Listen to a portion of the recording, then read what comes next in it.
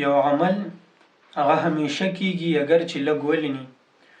بل طرف ته بل عمل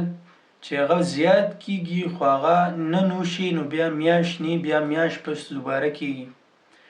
اوس کم یو نیک عمل د الله تعالی په نسبت باندې ډیر زیات محبوب دی او ډیر زیات خوښ دی؟ آیا دغه عمل کم چې لږ دی یا هغه عمل کم چې ډیر دی خو کله کله دی؟ حدیث مبارک کې راځي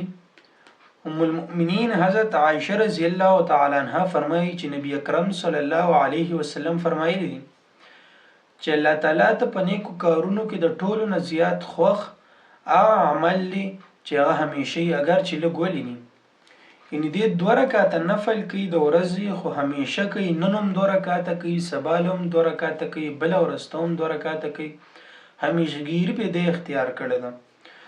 بل طرف ته بل انسان دی نو هغه د ورځې 20 رکعاته کوي خو نن یې وکي نو سبا نه کوي، نو بیا میاش پسو کی نو بیا یې نه کوي. اوس ته دې دوانو په دې اعمالو کې تضاد دی، د دې دوانو چې دا کم عمل دی نو دا مختلف دی د الله په نسبت باندې. چې کوم انسان دا 2 رکعاته نفل کوي همیشه کوي، دا عمل د الله تعالی ډیر زیات خوښ دی. څرنګه چې یو انسان همیشه کوشش کوي او الله تعالی راضي کوي، د الله تعالی تابعداري کوي،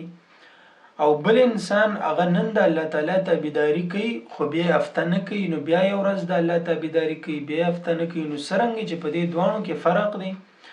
د دې دوانو په تابعداري کې فرق دی، دغه شانتي په دې عمل کې هم فرق دی.